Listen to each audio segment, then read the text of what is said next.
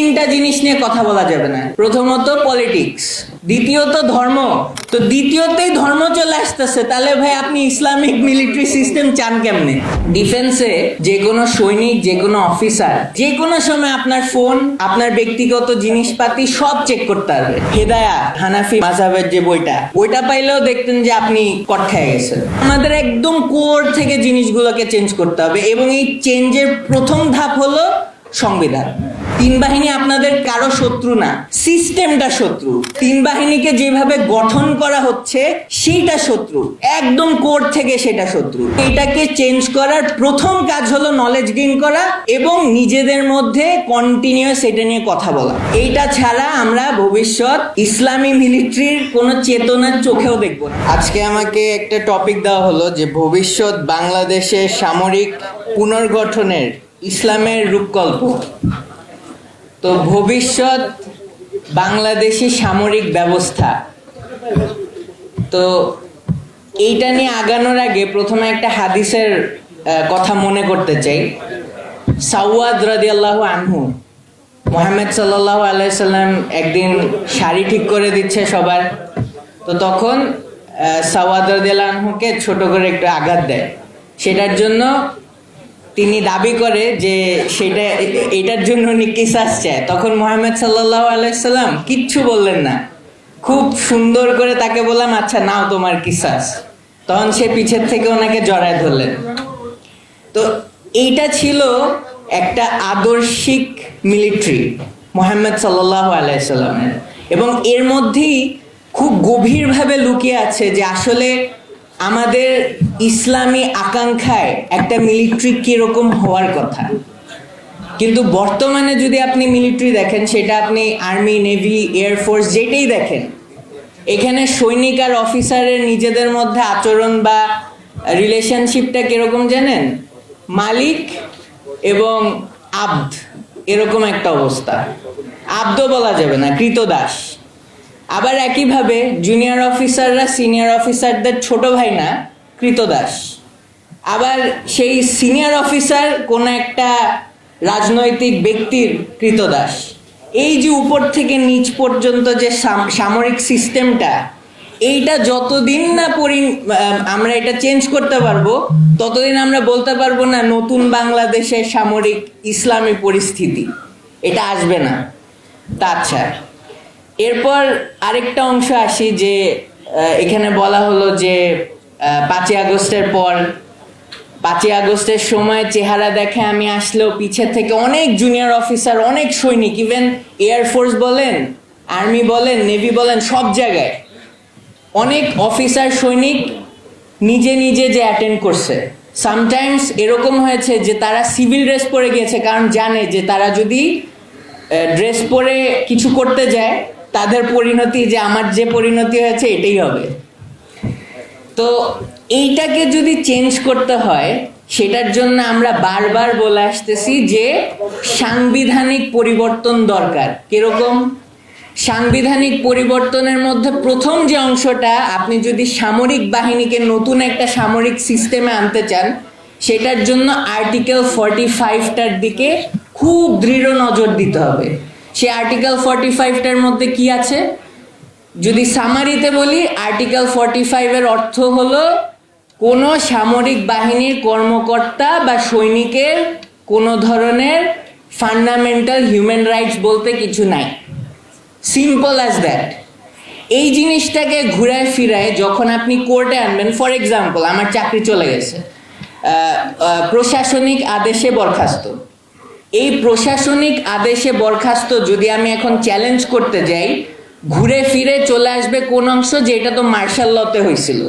এখন মার্শাল লতে আপনি কোর্টে যে, to be honest, you can't challenge. কেন? আর্টিকেল 45। এই আর্টিকেল 45 নিয়ে আমি 5 আগস্টেও বলছি, 6 আগস্টেও বলছি, আর 7 আগস্টে তো গায়েব হয়ে গেছি 45 দিনের জন্য। তো এই যে এই কথাগুলো যে আপনাদের কাছে বারবার বলা, এর পিছে কারণ কি? কারণ দুইটা।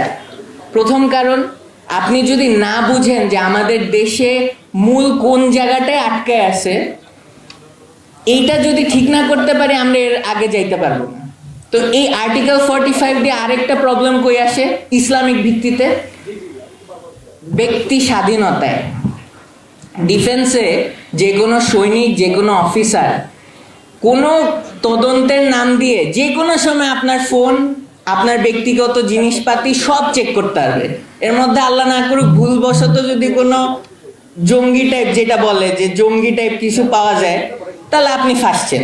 যেটা হলো আগের যুগে করা হতো, এই যে হাসিনার আমলে জঙ্গি মানে কি, আপনার কাছে ইভেন এরকমও যদি হয় যে আপনার কাছে হেদায়া, ওই যে হানাফি মাযহাবের যে বইটা, ওইটা পাইলেও দেখতেন যে আপনি কট খেয়ে গেছেন, বুঝছেন? তো এই যে এই প্রবলেমটা, তো আর্টিকেল 45 দিয়ে কিন্তু আপনার ব্যক্তি স্বাধীনতা পুরাই গেছে। এবং আপনাকে যদি ওইটা দিয়ে ধরেন আপনাকে ডিফেন্সে বলা হলো আপনি জঙ্গি, তারপর আপনার চাকরি খাইলো, এই যে মেজর জিয়া স্যার আছে না, মেজর জিয়া স্যারের উপর থেকে জঙ্গির কথা কি এখন উঠছে? উঠে নাই। কেন উঠে নাই?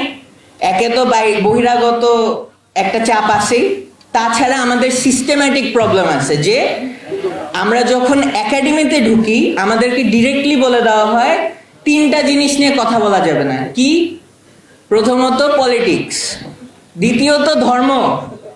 তো দ্বিতীয়তেই ধর্ম চলে আসতেছে, তাহলে ভাই আপনি ইসলামিক মিলিটারি সিস্টেম চান কেমনে? বুঝেন নাই?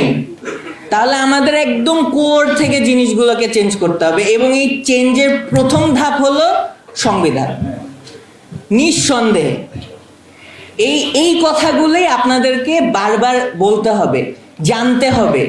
এই আর্টিকেল 45 কি নিজেদেরকে জানাইতে হবে, ইভেন আপনাদের আত্মীয় স্বজন যতজন আছে ডিফেন্সে তাদের সাথেও এটা নিয়ে আলোচনা করতে হবে। ভাই এই যে এই বরখাস্ত লেফটেন্যান্টটা যেটা বললো এ তো অনেক খারাপ, কিন্তু কথাগুলো কি ভুল বলছে না ঠিক কইছে? একটু কন তো।